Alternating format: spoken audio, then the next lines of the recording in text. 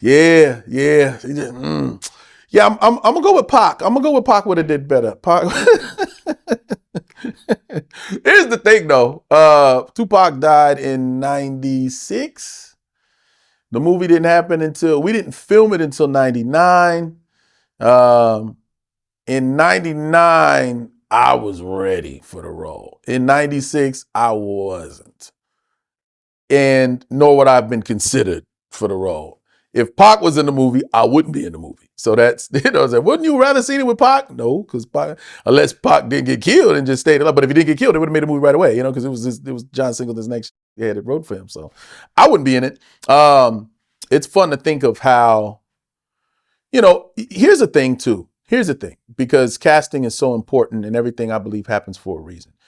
I couldn't think of, I'll just say it. I don't know who else would have been able to pull off Sweet Pea the way that I did because of what I had invested, because of my abilities, because of my past to that point and so forth and so on.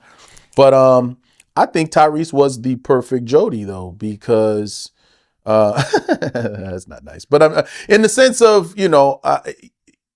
he was able to the mama and all that. Like he was able to hit those points to where you would believe him being that type of person in every way. You know what I mean? And Pac, I don't know very many vulnerable roles I've seen him in. Like he's always been Pac. He's had layers. Okay, you take from Juice to maybe Bullet, or was it Bullet where he played the cop or whatever? You know what I mean?